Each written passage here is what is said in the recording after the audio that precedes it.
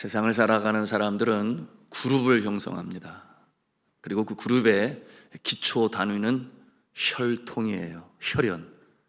같은 핏줄을 가지고 사람들은 모입니다. 그러므로 이 모임을 족속이라 그렇게 표현을 해요. 이 족속은 같은 언어를 사용하고 동질의 문화를 형성합니다. 이렇게 서로 다른 언어를 사용하는 혈통과 족속이 세상에 몇 족속이나 있는가 찾아보니 24,000여 족속이 이 세상에 살고 있습니다. 이들은 각기 자신들끼리 통하는 익숙해진 삶의 모습을 공유하며 함께 살아가는데요, 이와 같은 모습을 문화라라고 하는 단어로 표현합니다. 문화다, 동질 문화다, 그렇게 표현을 해요. 그러면 24,000여 족속 가운데 우리 대한민국 안에는 몇 개의 족속이 있을까요? 네, 하나예요. 그래서 단일 언어, 단일 민족, 단일 문화, 그렇게 표현을 합니다. 그러니 북한에 있는 나라가 분단이 되었음에도 불구하고 거기 가도 한국말이 다 통해요. 거기 가도 냉면이 있어요. 음식도 같습니다. 이처럼 하나의 혈통, 하나의 언어, 하나의 문화의 집단으로 사는데, 그러면 또 어떤 나라가 그럴까? 여러 나라가 있는데 그중에 대표적인 나라가 일본이죠. 일본도 같은 모습이에요. 국가적 특징이 있습니다. 이와 같은 동족 집단은 잘 뭉쳐요. 똘똘 뭉쳐요. 서로 다투다가도 다른 민족이 쳐들어오게 되면 금방 하나가 되는데요, 그래서 그들은 하나라고 하는 생각을 늘 떨쳐버리지 못하니 표현되는 단어 중에 우리나라, 이 우리라고 하는 단어가 항상 그 가운데 있죠. 우리라는 것이죠. 심지어는 서양 사람들이 깜짝 놀래요. 왜냐하면 우리 아내는, 그러니까 우리 아내? 그럼 나의 아내도 되고 당신의 아내도 되고 우리 아내? 이게 표현적으로 맞지 않는 거죠. 그럴 수는 없는 거죠. 그것이 문화 속에서 나타난 하나의 언어의 파생의 모습이다 볼 수 있어요. 다른 나라도 한국처럼 단일 민족, 단일 언어, 단일 문화로 살아가는 그렇지 않아요. 여러분, 네팔이라고 하는 작은 나라만 봐도 언어 집단이 100개나 돼요. 100개. 그 작은 나라에 무슨 100개의 언어가 되느냐. 산은 높고 골은 깊고, 그래서 서로 분리되어 온 사람들이 같은 언어를 사용하고 외부인들과 접촉이 없었기 때문에 그렇게 많은 족속 언어 집단을 이루고 있습니다. 서로 각기 다른 문화는 한편 재미있지만 한편으로는 낯설고 불편하고 내 몸에 맞지 않은 옷을 입고 있는 것처럼 다른 나라 음식 먹는 것과 같은 그런 모습이기 때문에 영 불편합니다. 한번 상상을 해보세요. 교회에서 연로하신 어르신들을 모시고 효도 관광을 가게 되었어요. 뭐니 해도 이렇게 밖에 나가면 뭐가 중요해요? 먹는 게 중요해요. 먹는 게 중요해요. 그런데 교회에서 햄버거를 하나씩 나눠주면서 어르신들한테 자, 이게 점심입니다 이렇게 하면은 그들이 어떻게 생각하겠느냐 그 말이에요. 이게 뭐야? 당황해하지 않겠어요? 미국 사람들은 너무나 당연한 것인데 소풍을 같이 여러 번 다녀봤거든요. 하나같이 햄버거 아니면 샌드위치 가져오더라고. 그런데 우리나라는 안 그러잖아요. 최소한 어르신들은 국물이 있어야 되잖아요. 그죠? 국물이 있어야 돼요. 여러분, 이와 같은 모습, 왜 이렇게 서로 다른 문화가 형성이 되었을까요? 이 땅에 같은 출발을 한 사람들이 말입니다. 그것은 바로 죄 때문이에요. 죄로 말미암아. 여러분, 에덴 동산의 문화는 하나밖에 없었어요. 하나님과 아담과 하와가 서로 교통하시고, 그리고 그의 후손들도 그렇게 될 것이었습니다. 이 같은 천국 문화를 가지고 있어야 할 이 인류의 출발이 여러분 아시는 대로 하나님께서 금하신 선악과를 먹음으로 말미암아 하나님을 거역하게 되었으니, 여러분, 죄가 그 심령 가운데 침투하게 되었고 점점 깊어지고 점점 하나님을 멀리하게 되니 나중에 모습이 어떻게 되었어요? 우리가 바벨탑을 쌓자, 하나님과 같이 높아지자, 이 교만의 극치를 이루었습니다. 여러분, 하나님은 인류를 창조하실 때 이 백성은 내가 나를 위하여 지었나니 곧 나를 찬송하게 하려 함이라 그러셨는데 영 다른 모습으로 가는 그 모습을 볼 때 가만히 있을 수가 없으셨죠. 그래서 어떻게 하셨어요? 온 땅의 구음이 하나였었는데 서로 알아듣지 못하게 흩으셨다. 물론 그 뒷배경은 온 세상에 흩어지게 하셔서 생육하고 번성하고 온 땅에 충만하게 하시고자 하시는 하나님의 깊으신 뜻도 있었지만은, 그러나 그 동기 유발이 그와 같은 모습이었다. 죄의 결과란 말이죠. 그래서 어떠한 서로 알아들을 수 있는 사람들끼리 흩어지기 시작했어요. 어떠한 어느 집단은 저기 아프리카로 내려가고, 어떠한 어느 집단은 유럽으로 올라가고, 어떠한 어느 집단은 이 중앙아시아 쪽으로 오게 되고, 어떠한 어느 집단은 만주를 걸쳐서 오늘날 대한민국이라고 하는 땅에 머물게 되었다 그 말이에요. 그러므로 그곳의 기후와 풍토에 맞는 문화의 모습으로 형성되게 되었으니, 이것이 여러 문화가 이 땅에 존재하는 근거가 되는 것입니다. 그런데 이 문화가 다시 하나로 형성되어질 수 있을까요? 아마도 쉽지 않으리라 생각합니다만은, 글로벌 지구촌이라는 말을 사용하고 서로 왕래가 잦아지고 있는데, 저는 언젠가 이 문화가 하나가 될 것이라고 믿고 있는데, 왜 그런가 하면 주님께서 다시금 이 땅에 재림하시는 그날, 새하늘 새 땅이 이루어지는 그날에 천국 문화로 하나님을 경외하는 자들이 하나님을 찬송하고 예배하는 그 모습 자체가 다시금 에덴 동산의 문화로의 회귀요, 회복이에요. 그래서 이와 같은 모습을 restoration이라는 단어를 써요. 재창조, 그런가 하면은 glorification, 영화를 이루는 날이다, 그와 같은 표현을 사용합니다. 여러분, 언젠가 그날이 오게 될 것입니다. 그것이 바로 예수 그리스도께서 이 땅에 오셔서 십자가에 친히 달리셔서 그리스도 안에 한 형제요 자매요 천국 백성으로 문화로 이루어 가는 것인 줄로 믿으시기를 바랍니다. 오늘날 그런데 참으로 놀라운 것은, 각 나라의 이 족속과 방언은 서로 다를지라도 예배하는 모습을 보면 동질감을 느껴요. 예배하는 모습을 보면. 왜냐하면 그 모습이 바로 천국의 모형을 이루는 것이기 때문에 그러한데요. 저는 미국에서 공부하는 가운데 여러 다른 나라에서 이민해 와서 형성되어진 교회들을 거의 다 방문해 보았어요. 늘 주일이면 그 같은 모습에 가서 예배 드리는 모습을 보고 무엇이 다른가, 무엇이 비슷한가, 이런 레포트를 써내기도 했었는데요. 그런데 하나같이 예배 드리는 모습과 교회 안의 문화는 동질성을 가지고 있습니다. 그럴 수밖에 없겠지요. 하나님 중심으로 형성되어진 삶의 모습이요, 자세요, 그것이 바로 천국 문화다, 이렇게 말할 수 있겠습니다. 자, 이 천국의 모형이 이 땅에서 예배와 교회 안에서 나타난다 하는 것이죠. 그러므로 이 예배는 천지 창조 시에 에덴 동산에서 하나님께서 구상하시고 만드셨던 그 천국 문화를 이루는 현장이 된다. 이것을 항상 마음에 두어야 합니다. 그러므로 예배 드릴 때에 우리의 자세가 어떠해야 하는지를 사도 바울은 알고 있는 거예요. 그런데 고린도 교회 안에 그와 같은 모습이 없으니 이제 그가 말씀으로 천국 문화를 예배에 적용하고 교회 안에 적용해야 된다 하는 말씀으로 주고 있는데요.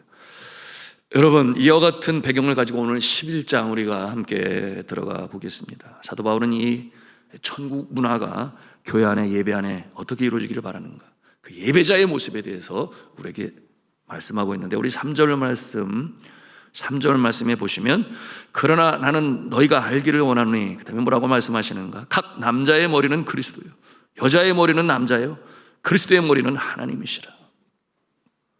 여러분, 이 모습은 어디에 근거를 두고 하시는 말씀입니까? 천지 창조 시에 하나님께서 그렇게 질서를 세우셨다 하는 것이죠. 에덴 동산의 문화를 보여줍니다. 타락 이전에 하나님께서 디자인하신 본래의 그 모습 말입니다. 창조 질서의 모습이죠. 또 8절 말씀 함께 보기를 원하는데요, 8절 말씀 같이 읽겠습니다. 시작. 남자가 여자에게서 난 것이 아니요 여자가 남자에게서 났으며, 9절 말씀 또 읽습니다.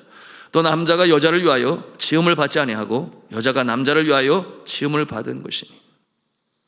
자, 하나님께서 천지 창조 시에 분명히 말씀하시기를 여자는 남자를 돕는 배필로 그렇게 창조하셨음을 말씀하셨어요.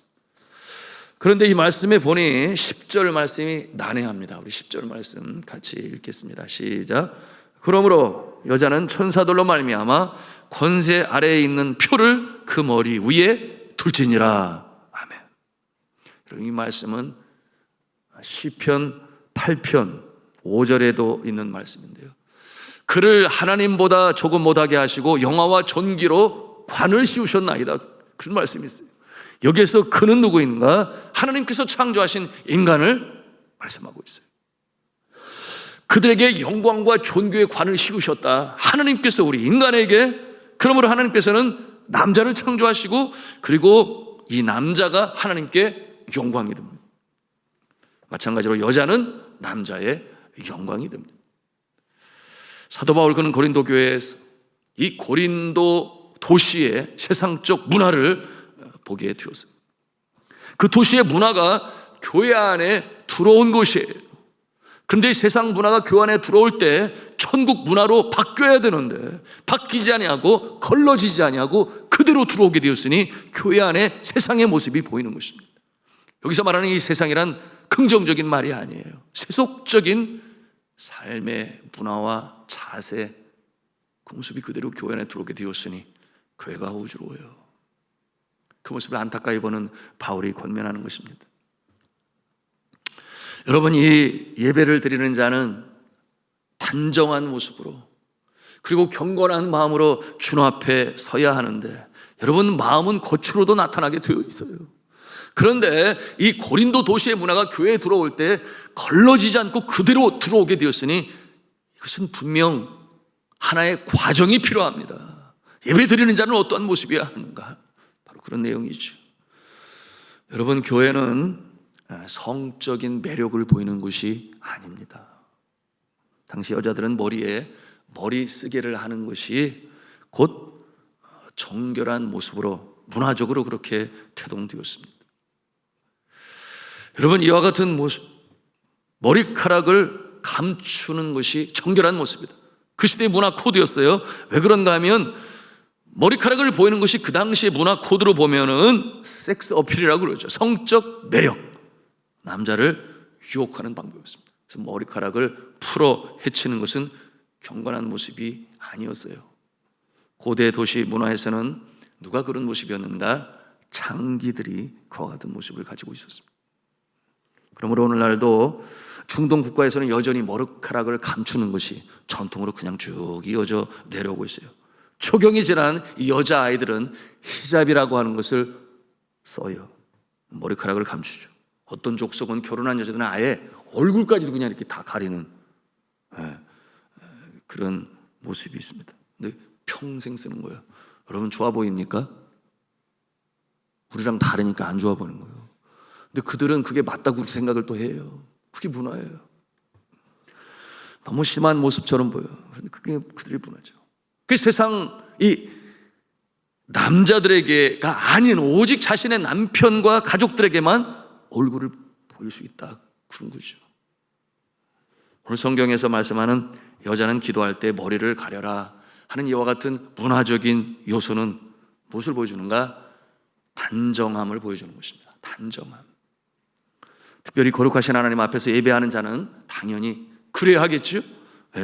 우리가 이 요소들 어느 나라 어느 문화에도 다 있는데 우리나라는 조선시대에 아주 조신한 여자들의 모습을 생각해 보면 금방 떠올릴 수 있어요. 그래서 이렇게 머리를 쫙 해서 쪽을 진다고 그랬나요? 피녀를 꽂고. 뿐만 아니죠, 밖에 나갈 때는 어떻게 해요? 이렇게 다 뭐라고 그래요? 장이라고 그랬나요? 하여튼 그것을 이렇게 덮어 쓰고서는 가급적 안 보이려고, 그랬던 모습, 그 문화를 우리는 기억할 수 있습니다. 그리고 남자들은 어떻게 했어요? 삿갓을 썼잖아요. 그것이 정장 아니겠습니까? 여러분, 이와 같은 모습은 서양에도 있었으니 이 영국에서도 이 여자들은 이 머리 쓰개가 있었어요. 그리고 남자들은 이 높은 아주 멋진 이 젠틀맨의 모자를 썼지 않았겠습니까? 자, 이와 같은 모습들이 전통이요 문화를 이루었어요. 자, 그렇다면 중요한 것은 오늘날은 어떻게 해야 될까요? 이게 사실 오늘 21세기 초를 살아가는 믿음의 사람들이 그 시대의 말씀이 오늘 나의 삶에, 오늘 우리 교회에 어떻게 이루어져야 될 것인가? 그것이 영적 교훈 아니겠습니까? 앞서 말씀을 드린 대로 예배는 천지 창조 시에 그 하늘의 문화를 우리에게 보여주는 것입니다. 장차 임할 천국의 모형이라 할 수 있겠어요.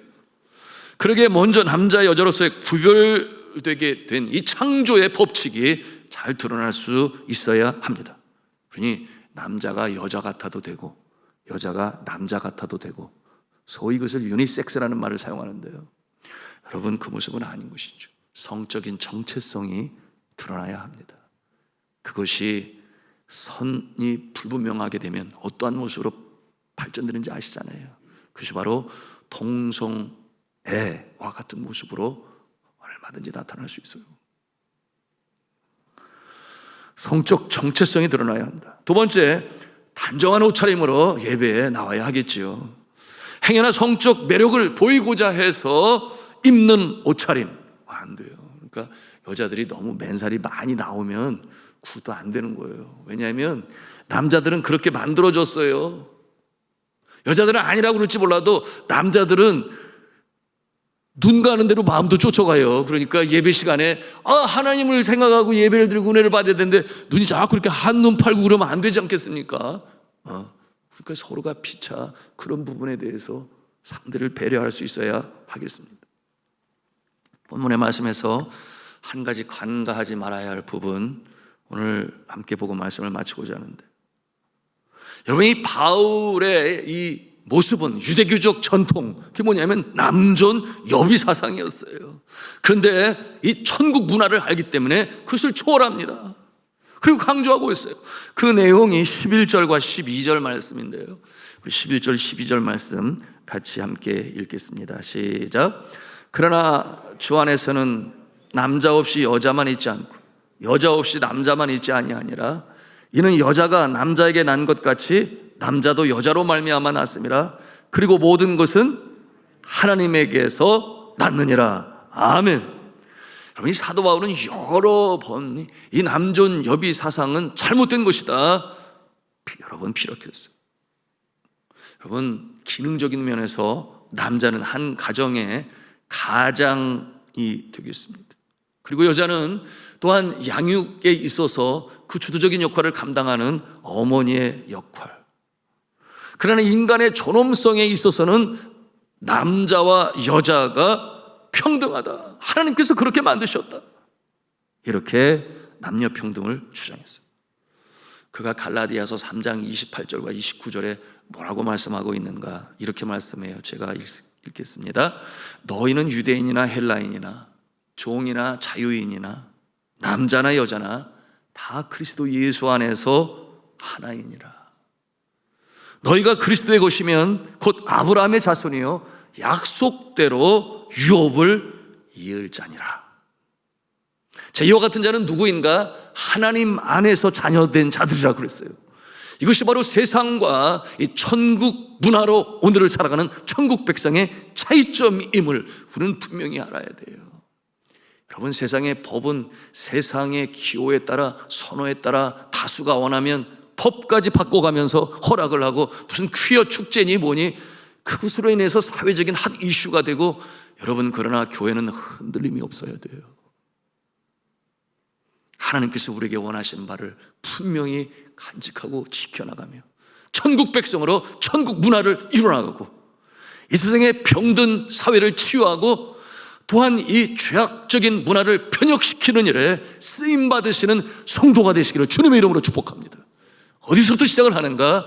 바로 교회 안에서, 특별히 언제? 예배의 문화로부터 시작하여 천국 문화로 인하여 주를 기쁘시게 하며 우리의 심령은 든든함이 있어 흔들림이 없이 에덴 동산의 문화를 회복하시는 저와 여러분 되시기를 저는 주 예수 그리스도의 이름으로 축원합니다.